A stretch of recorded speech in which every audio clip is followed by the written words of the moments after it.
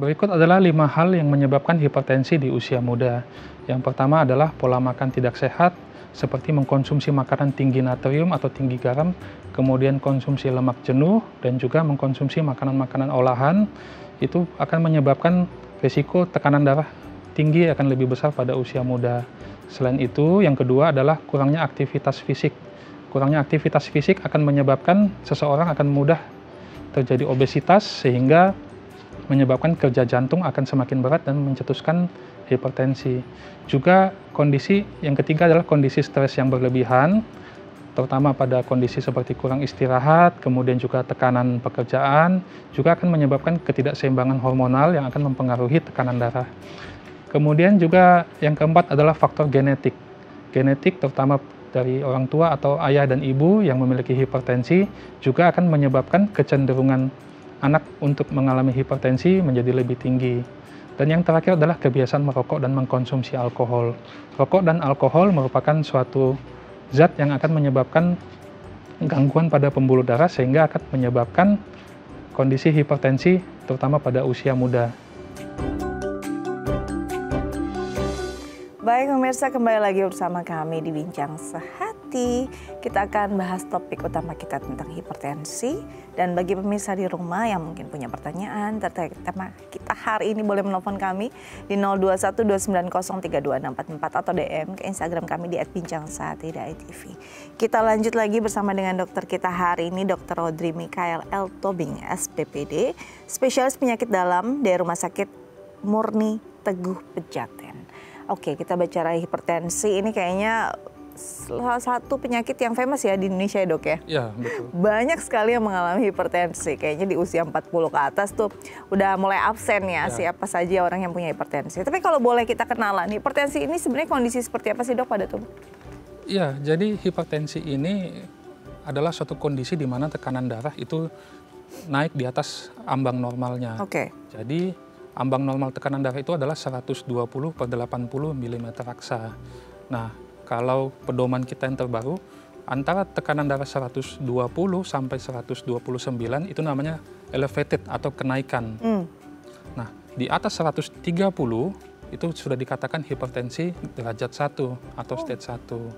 Nah, sedangkan kalau di atas 140 atau bawahnya di atas dari 90 itu dikatakan hipertensi stage 2. Jadi kondisi hipertensi ini adalah kondisi yang diketahui dengan melakukan pengukuran tekanan darah.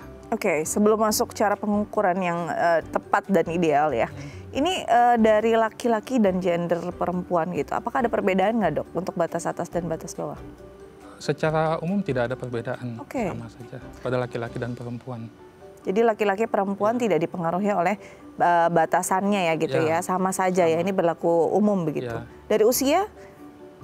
Untuk usia juga secara umum tidak ada perbedaan, jadi tetap cut off-nya sama untuk Oke, maupun itu anak, usia produktif ataupun lansia sama ya dok ya? Ya, tapi mungkin untuk anak-anak di bawah 15 tahun barangkali ada sedikit perbedaan karena kita akan mengukurnya menggunakan panduan untuk dewasa. Kalau untuk anak-anak mungkin ambangnya lebih rendah. Baik, jadi ini ada perbedaan di usia itu anak-anak memang beda lah pemberlakuannya ya dok ya. Tapi ini untuk orang dewasa sampai ke lansia sama pemberlakuannya ya. Betul. Begitu ya. Jadi 120/80 itu adalah batas normalnya ya. Di atas itu sudah mulai harus warning nih berarti. Betul. Sudah alarm ya dok ya. Nah kadang-kadang kalau kita lagi tensi darah gitu, ukur tekanan darah gitu ya. Ini kan di waktu-waktu yang mungkin nggak terduga ya dalam kondisi tertentu begitu. Tiba-tiba kok saya segini gitu. Saya nggak biasanya nggak ada riwayat ini kok nggak biasa dengan tekanan darah yang tinggi. Nah ini kan berarti harus validitasnya dipengaruhi juga sama waktu kapan kita memeriksa tekanan darah. Sebenarnya cara memeriksa tekanan darah untuk bisa tegak diagnosa seseorang itu hipertensi gimana tuh dok? Ya baik, jadi berdasarkan panduan ada memang cara melakukan pengukuran tekanan darah yang betul. Jadi pasien yang akan dilakukan pengukuran tekanan darah itu diwajibkan paling tidak 30 menit dia dalam kondisi tenang. Oh, istirahat dulu duduk ya? Tidak dalam kondisi habis jalan dari mana dan juga tidak habis kondisi minum kopi, tidak merokok. Nah, setelah 30 menit dalam kondisi tenang atau resting, pasiennya kemudian kita minta untuk kondisi duduk dan alat pengukur tekanan darah itu atau manset itu disejajarkan dengan di lengan kanan atas dan dia tidak boleh terlilit oleh baju.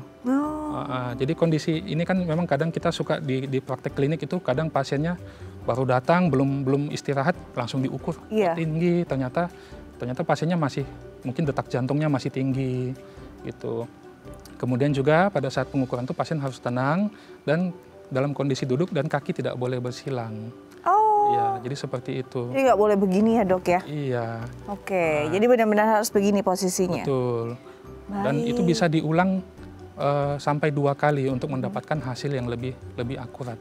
Jadi kadang-kadang kita langsung kaget karena benar-benar namanya juga mobilitas tinggi ya dok ya. Ketika harus ke poli terus gerak cepat-cepat lari-lari karena telat gitu ya. Terus diukur, otomatis ini memungkinkan tekanan darahnya tinggi. Dan ini dianggap tidak valid sebenarnya ya dok ya? Sebenarnya tidak valid. Dan kita pasien juga kita perlu tanyakan, Bapak sebelum ini setengah jam yang lalu ada minum kopi atau tidak, ada merokok atau tidak. Kalau ada kita sebaiknya. Seberapa besar sih dok kopi itu mempengaruhi tekanan darah tinggi seseorang? Ini berarti sifatnya tiba-tiba aja kan ya, sementara ya dok ya? Iya, ya, kalau habis minum kopi tentu detak jantungnya akan lebih meningkat, takikardi. Jadi mungkin pembacaan ukuran tekanan darahnya menjadi sedikit lebih bias kalau dibandingkan dia tidak dalam kondisi tenang. Minimal berapa lama setelah minum kopi kita bisa melakukan pemeriksaan tekanan darah? Ya minimal 1 jam. 1 jam. Ini ya, karena memang kalau baru sekali minum kopi 1-30 menit ini mungkin masih akan istilahnya dipengaruhi oleh si kopi gitu ya dok ya. Tapi kalau 1 jam dan sudah minum air putih dengan baik, mungkin akan sudah lebih reda. Oke, jadi nggak boleh istilahnya habis lari-lari jalan cepat jangan ya. Minum kopi jangan begitu ya. Atau yang lagi stres, kadang-kadang stres kan juga susah dok, nggak bisa hilang dengan cepat gitu ya. Ini mungkin akan ditanyakan juga nggak? Suatu hal yang akan ditanyakan juga nggak? Iya betul, jadi kondisi stres itu juga memang salah satu faktor yang menyebabkan tekanan darah naik. Ya misalnya dia kurang istirahat pada malam harinya. Ya mungkin juga lagi banyak pikiran. Jadi makanya kita selalu mintakan pasien itu kalau dia tinggi dalam kondisi stres, coba ibu besok datang lagi dalam kondisi sudah lebih istirahatnya lebih cukup, tidak dalam banyak pikiran, kita coba tensi ulang.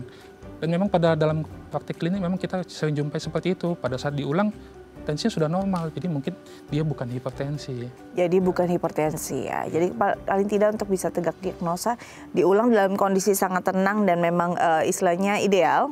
Diulang 2 kali, memang hasilnya sama begitu ya dok ya? Iya betul. Oke.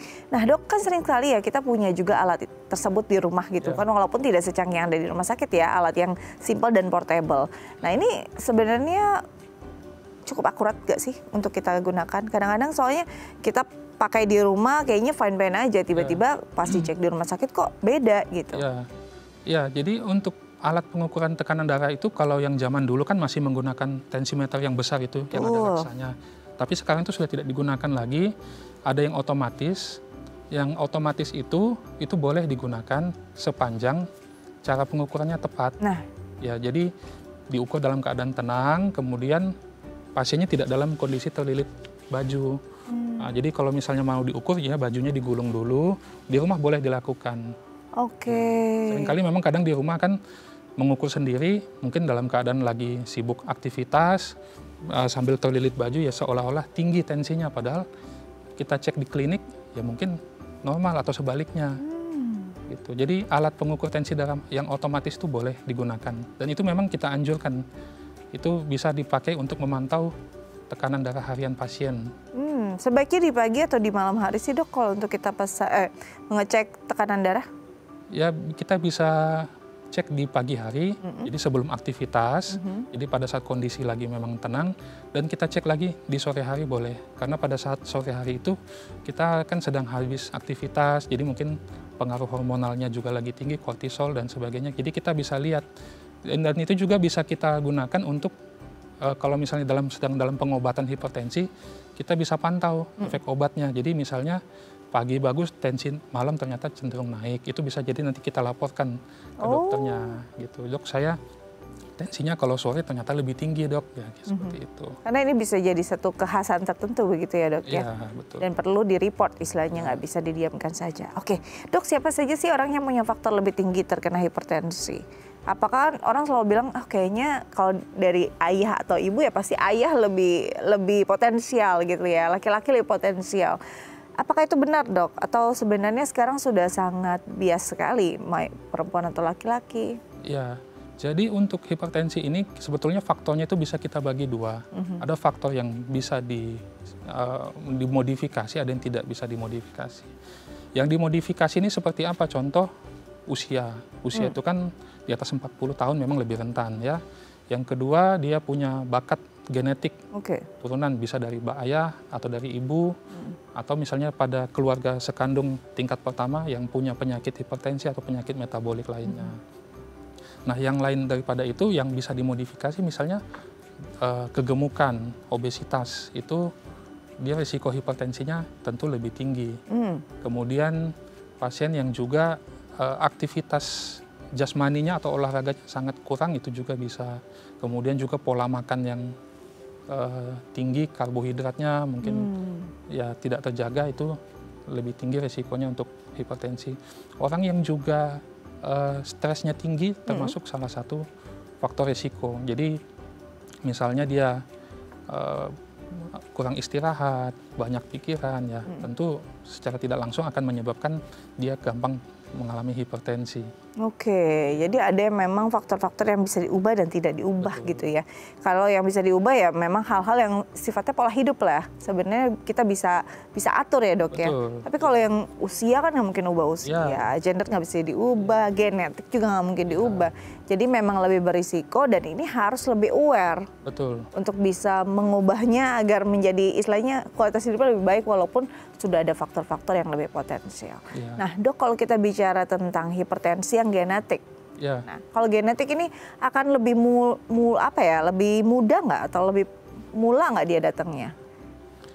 Ya kalau untuk faktor genetik ini, jadi untuk terjadinya hipertensi pada seseorang itu memang ada banyak faktor. Jadi satu faktor dia genetik, yang kedua faktor lingkungannya. Kalau genetik ini kapan dia datangnya mungkin ada yang datangnya cepat, mungkin di umur 30 sudah dapat, tapi ada juga kalau misalnya dia punya genetik hipertensi di orang tuanya, tetapi orang ini dia menjaga pola hidupnya tidak gemuk, dia olahraga rutin, dia membatasi konsumsi garam, mungkin saja dia tidak secepat yang tadi, yang satu lagi. Nah, jadi faktor genetik ini berperan, tetapi juga ada faktor-faktor lain termasuk faktor lingkungan. Jadi bagaimana pola hidupnya itu mempengaruhi gitu. Jadi kalau misalnya dia punya genetiknya tidak ada hipertensi pun, tetapi kalau memang pola hidupnya kurang bagus ya, tentu dia juga berisiko lebih cepat malah kena hipertensi. Jadi walaupun tidak punya faktor genetik, kalau memang pola hidupnya sudah berantakan, ini bisa lebih cepat datang hipertensinya. Betul, ya dok ya. Dan ini yang kadang-kadang yang membuat kita jadi momok adalah si silent killernya, karena kan di awal nggak kerasa tuh dok. Nah seperti apa sih awal-awal gejalanya baru mulai terasa tuh, jangan-jangan sudah di stage yang lumayan lanjut gitu kan ya. Nanti kita akan bahas ya dok ya, tapi di jeda dulu, kita akan break dulu, kita akan kembali di segmen berikutnya. Karena itu jangan kemana-mana pemirsa, tetap bersama kami di Bincang Sehati.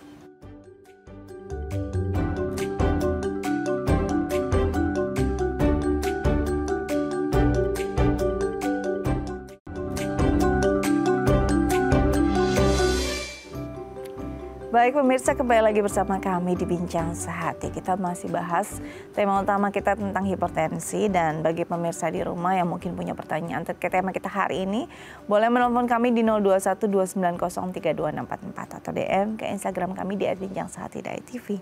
Kita lanjut lagi dengan Dr. Audrey Michael Tobing, SPPD, spesialis penyakit dalam dari Rumah Sakit Murni Teguh Pejaten.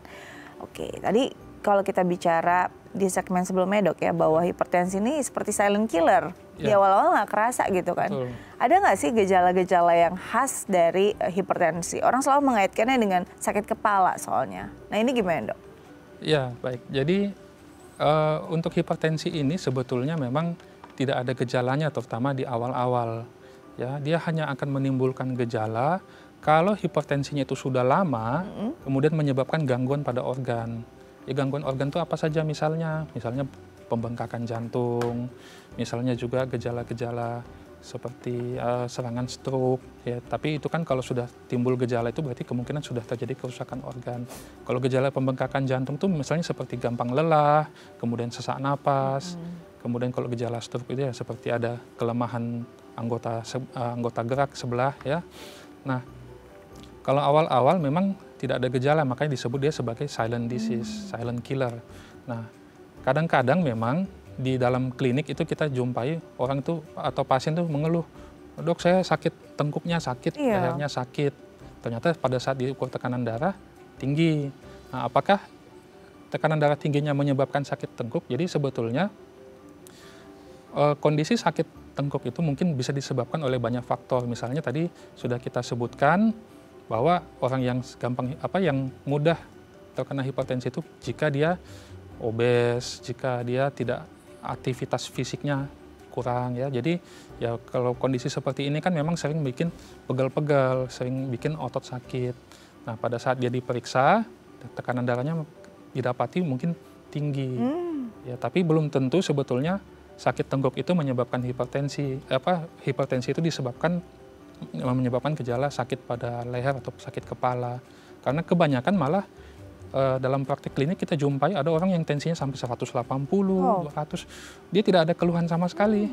Dia datang jalan pada saat diukur tinggi. Kita minta istirahat, ukur lagi masih tinggi. Masih tinggi kali juga. Tidak ada gejala sama sekali. Jadi itu makanya disebut silent killer. Ini kalau sampai 180 berarti stage-nya sudah lanjut kan, dok ya? Ya, kalau itu kita sudah bilang namanya hipertensi yang severe atau yang berat. Kalau dulu disebutnya hipertensi urgensi, di atas 180 atau bawahnya di atas 120. Wow, ya. Jadi kalau sudah sampai di titik itu sebenarnya sudah melewati tahapan-tahapan sebelumnya yang tidak terasa begitu kan? Iya, jadi mungkin selama ini ada tekanan darah tinggi tapi tidak ditangani dengan baik. Ya. Oke, jadi perlu sekali untuk pengecekan dini ya, dok ya. Betul. Di rumah kalau memang secara mandiri bisa dilakukan, paling tidak bisa tahu gitu ya. Betul. Di tekanan darah berapa sih kita mulai aware, dok?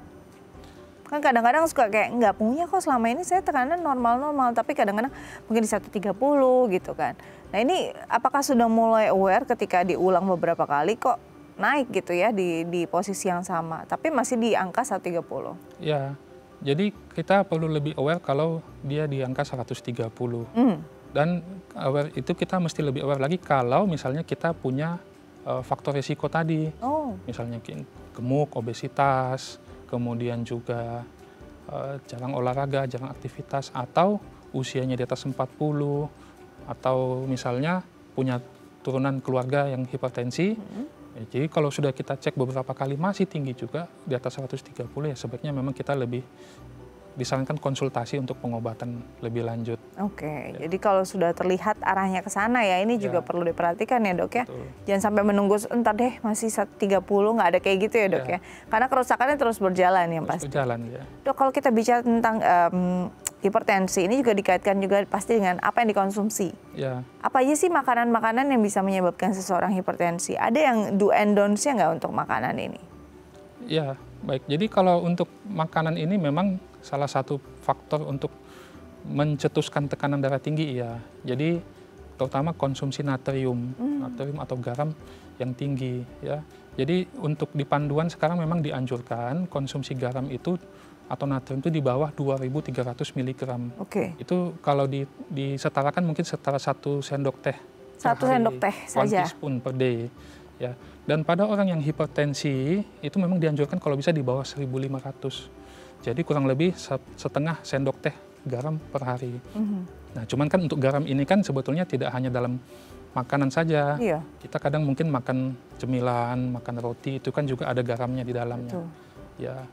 Kemudian juga di pasien yang hipertensi ini memang disarankan lebih banyak mengkonsumsi buah-buahan dan sayur dan juga membatasi produk-produk olahan. Jadi lebih kembali ke real food sebetulnya. Jadi yang proses food, yang over proses itu benar-benar tidak disarankan ya? Iya, karena dalam proses pembuatan proses food ini memang ya kan ada dicampur garam, mungkin ada yang lain-lain juga. Dan itu akan menambah porsi jumlah garam yang dikonsumsi setiap hari. Kebayang sih ya, kalau kita mungkin makan sosis, makan hal-hal yang demikian yang over proses, atau mungkin sesimpel makan chips ya. Chips itu kan banyak banget ya dok ya, gurih sekali, garamnya, natriumnya luar biasa. Jadi sudah dipastikan yang punya hipertensi bakal kumat tuh dok ya. Jadi memang dari isi piring saja sudah bisa mencetuskan hipertensi itu gitu ya. Apalagi pola hidup yang lain. Rokok gimana dok? Ya, rokok juga termasuk salah satu yang sebaiknya atau diwajibkan ya dihindari pada orang yang hipertensi, karena rokok ini merupakan suatu prooksidan yang sangat kuat. Jadi dia akan merusak dinding-dinding pembuluh darah secara perlahan-lahan. Yang ini mana nanti akan mencetuskan atau memperberat kondisi hipertensi. Oke, jadi soalnya suka ada yang bilang, enggak kok life saya tuh balance banget ya, saya ngerokok tapi kan saya jalan juga, jogging gitu kan. Tapi kenyataannya bisa jadi ini justru nggak berjalan dengan baik ya, joggingnya sesekali tapi ngerokoknya tiap hari begitu ya dok ya. Bisa aja kena hipertensi. Oke, dok kalau kita bicara tentang, tadi ada sempat dokter bilang bahwa orang kurang tidur tuh bisa tekanan darahnya tinggi. Nah itu kan bisa tekanan darah tinggi sesaat ya dok ya, ketika kurang tidur di malam hari. Kalau kurang tidurnya hampir setiap hari ini badannya kan terus stres, bisa nggak jadi pencetus? Ya, bisa menjadi pencetus. Jadi memang orang dewasa memang disarankan tidur paling tidak dalam sehari 6-7 jam. Dan itu kualitas tidurnya memang harus bagus. Jadi tidak boleh kondisi tidur nanti terbangun 2 jam, tidur lagi, terbangun lagi 2 jam ya.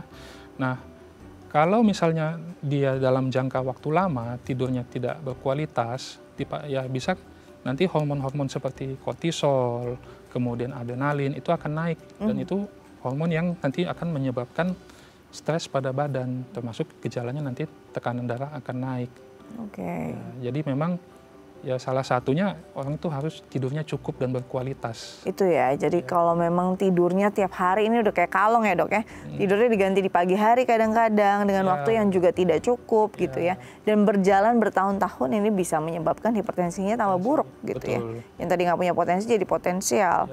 Nah makanya memang perlu banget untuk mengubah pola hidup agar lebih sehat, mulai dari makanan, tidak mengonsumsi hal-hal yang tidak perlu begitu ya dok ya. Olahraga juga dianjurkan dan juga tidur dengan cukup. Nah untuk olahraga nih, orang yang punya hipertensi ada nggak boleh olahraga apa gitu agar dia tidak punya istilahnya masalah besar pada kondisinya? Ya baik. Jadi kalau untuk olahraga ini berdasarkan panduan itu memang dianjurkan paling tidak dalam seminggu itu 75-150 menit olahraga dalam 1 minggu.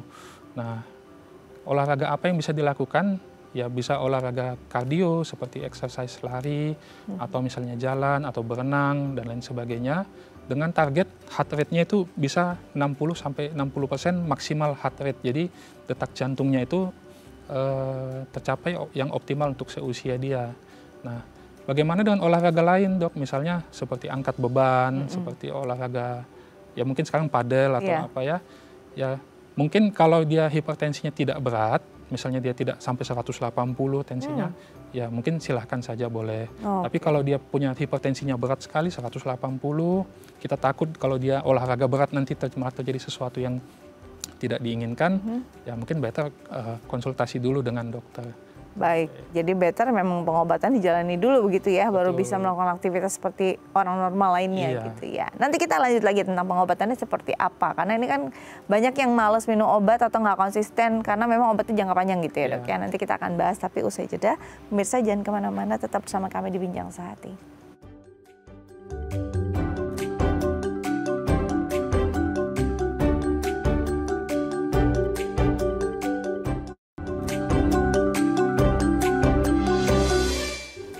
Baik pemirsa, kembali lagi bersama kami di Bincang Sehati. Kita masih membahas tentang hipertensi, dan untuk pemirsa di rumah yang mungkin punya pertanyaan terkait tema kita hari ini boleh menelpon kami di 02129032644 atau DM ke Instagram kami di @bincang_sehati.itv. Kita lanjut lagi dengan dokter kita hari ini, yaitu Dr. Rodri Mikael L. Tobing, SPPD, spesialis penyakit dalam di Rumah Sakit Murni Teguh, Pejaten. Oke, dok, kalau kita bicara tentang hipertensi setelah tegak diagnosa ini kan tegak diagnosanya cukup dengan pemeriksaan lanjutannya, pemeriksaan tekanan darah saja kah atau ada pemeriksaan lain? Ya baik, jadi untuk tegak diagnosa hipertensi itu memang menggunakan alat pengukur tekanan darah itu sudah cukup. Ya, tetapi selain melakukan pengukuran tekanan darah, dokter juga biasanya akan menilai yang lain.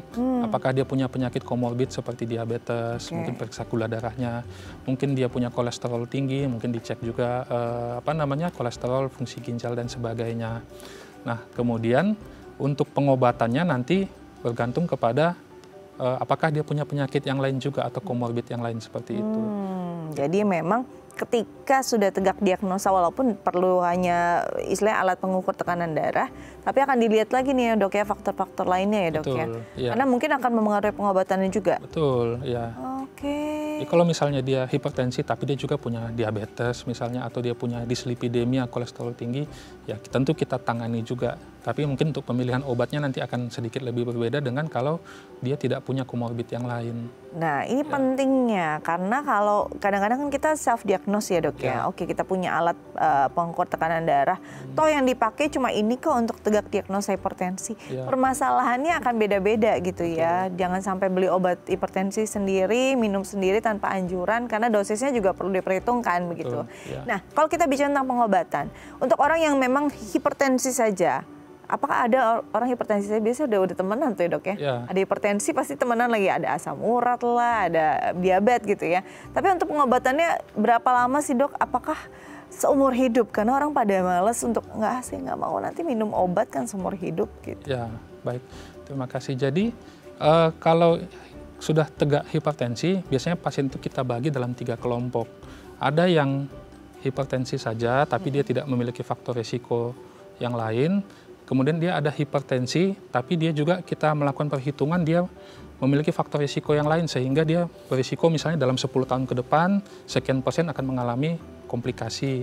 Ada juga hipertensi yang sudah mengalami komplikasi, mungkin dia pasca serangan jantung atau pasca stroke.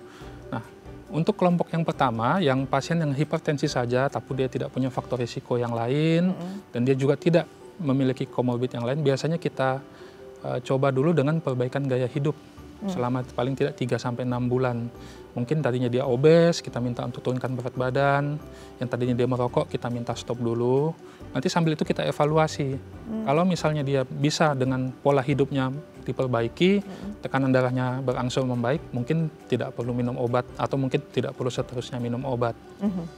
Tapi kalau misalnya ada pasien yang sudah hipertensi, di atas 130/80, kemudian juga dia memiliki faktor risiko yang lain, ya memang kita sarankan untuk mengkonsumsi obat.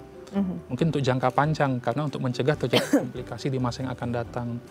Nah, satu lagi, pasien yang sudah mengalami komplikasi, misalnya dia pasca serangan jantung, dia pasca stroke, itu juga memang kita anjurkan untuk minum obat jangka panjang untuk pencegahan supaya jangan berulang kembali. Komplikasi. Oke, jadi dibagi 3 tadi ya dok ya. Memang kondisi orang yang tunggal hipertensi saja, yang memang kondisinya ya sudah diobati bagian itu. Tapi kalau misalkan untuk orang-orang yang punya komorbid, bahkan sudah komplikasi, ini beda lagi ya? Ya betul, kita memang lebih agresif untuk yang sudah mengalami komplikasi. Gitu. Oke, nah ini kadang-kadang kita bingung juga ya dok ya, apa yang menjadi kondisi seseorang sampai komplikasi berarti cukup lama ya menahun ya?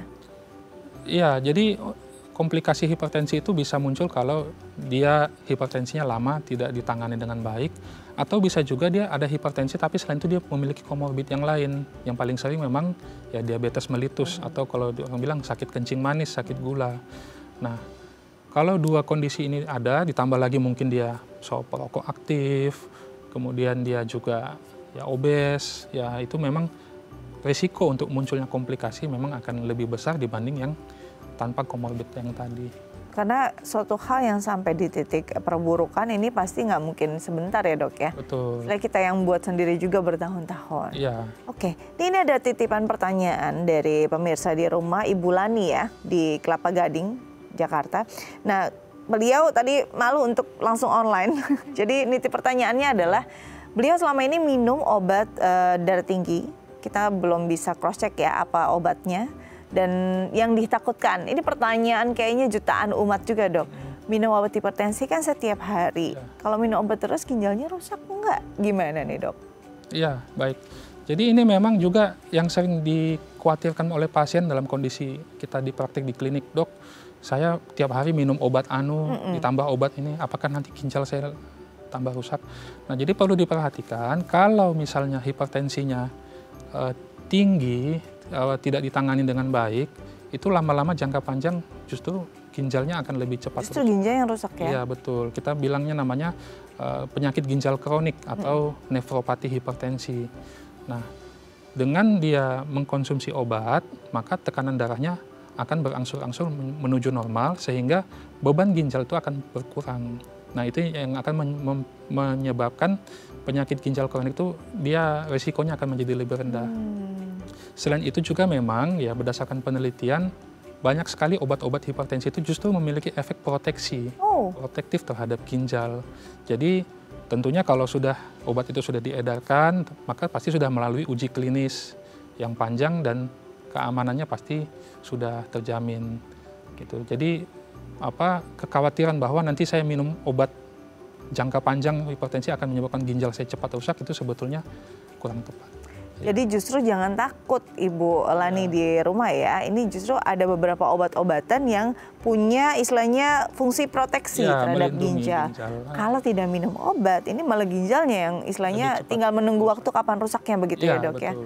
Wow. Nah, ini PR juga nih karena diminum tiap hari. Gimana polanya? Apakah harus minum di waktu yang sama terus setiap hari? Saya biasa minum di pagi atau biasa minum di malam atau memang ada waktu-waktu yang dianjurkan, dok? Ya, baik. Jadi untuk pengobatan hipertensi ini biasanya itu sifatnya individual. Jadi dokter pasti akan melakukan review terlebih dahulu obat apa yang dibutuhkan oleh pasien, kemudian berapa kali sehari diminum, dan juga berapa lama yang diminum. Nah, obat hipertensi itu pada umumnya diminum ada yang 1 kali sehari. Tapi ada juga kombinasi obat, misalnya dia dengan obat 1 kali sehari, masih tensinya tinggi, mungkin ditambahkan dengan obat kedua. Obat kedua ini mungkin bisa juga 1 kali sehari atau 2 kali sehari. Nah, untuk mengkonsumsi obat ini memang dianjurkan di waktu yang sama pada setiap hari. Jadi ada yang kita sebut sebagai namanya masa kerja obat atau farmakodinamik obat. Jadi ada obat yang misalnya memiliki masa kerja 24 jam. Jadi disarankan jika hari ini misalnya minumnya pagi, besok dia minumnya pagi lagi dan seterusnya. Tapi kadang-kadang memang ada juga pasien kita, dok saya kalau pagi itu sibuk, dok saya nggak sempat obat, saya sempatnya minum nanti udah pulang atau malam, ya udah nggak apa-apa. Yang penting besok minumnya di jam yang sama. Itu justru lebih baik daripada dia tidak minum obat sama sekali karena sibuk gitu. Jadi kalau kita lihat ini obat kadang-kadang kita cuma lihat berapa kali sehari gitu ya, tapi nggak lihat masa kerja obat tuh berapa lama. Jadi kayak asal aja ya udah ada yang jedanya 8, ada yang jedanya 6 begitu ya. Apalagi kalau memang obatnya 1 kali sehari, ini jedanya harus ya memang masa kerja 24 jam begitu. Kalau lupa gimana nih, dok? Nanti kita bahas ya, dok ya. Apakah jadi 2 dosis atau jangan sampai demikian ya? Jadi kita bahas usai jeda. Pemirsa jangan kemana-mana, tetap bersama kami di Bincang Saat ini.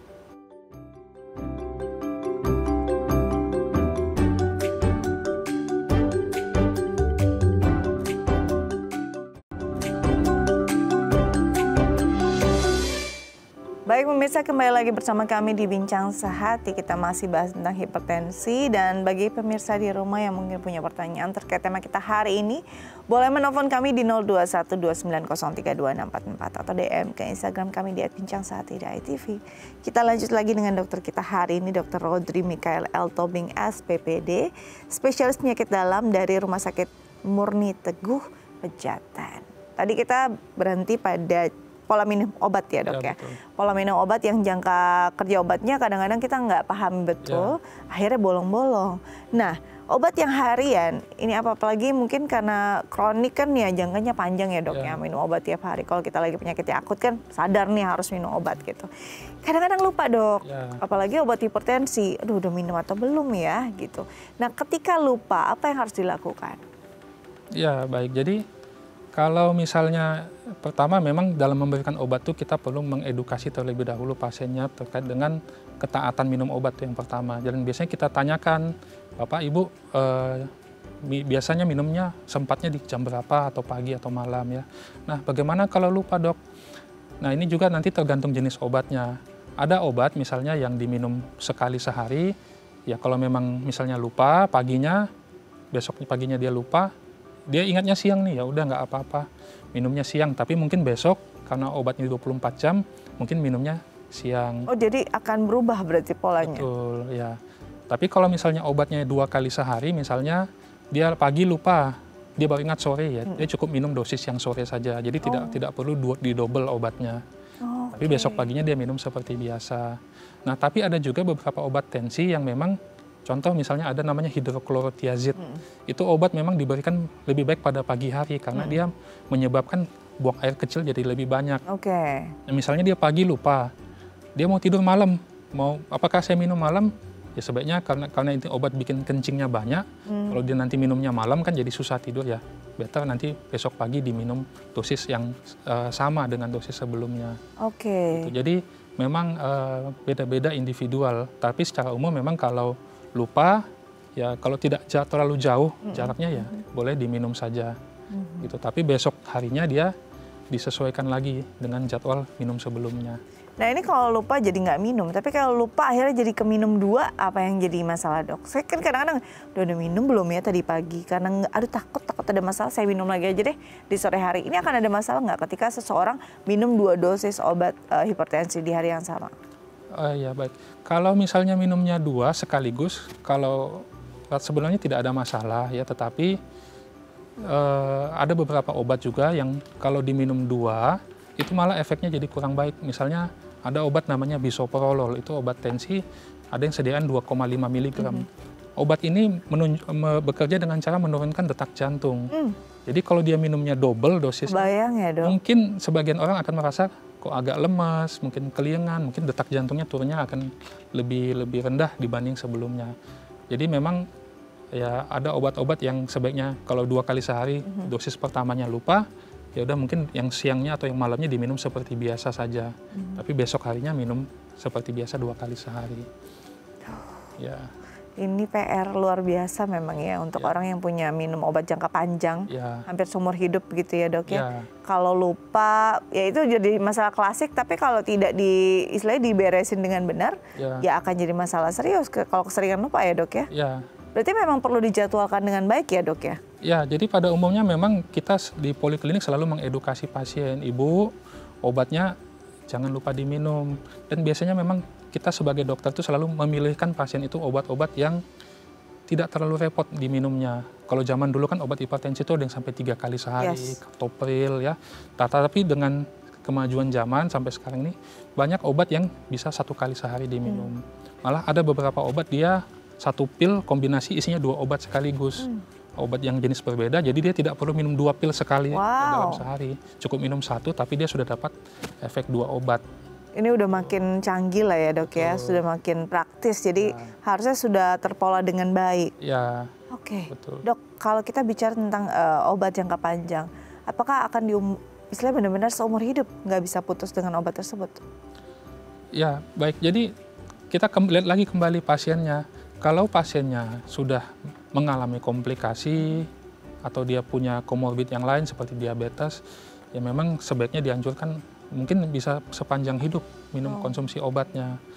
Karena kalau misalnya pada satu titik dia berhenti minum obat sama sekali, itu takut nanti tensinya kembali melonjak tinggi.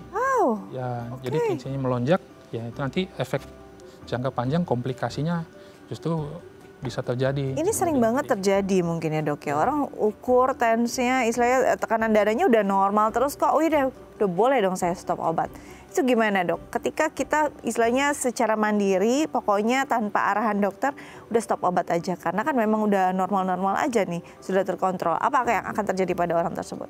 Ya baik, jadi keputusan untuk menghentikan obat memang sebaiknya jangan dilakukan sendiri ya. Tetap konsultasi dengan dokter yang merawat. Ya memang pernah beberapa kali juga kita ketemu ada pasien, kita lihat nih tensinya, tekanan darahnya bagus-bagus terus dan obatnya hanya minum dosis paling kecil. Kita tanya pasiennya, gimana selama ini pola hidupnya? Saya sudah bagus dok, olahraga, saya sudah diet, bisa bagus. Oke, kita coba hentikan dulu.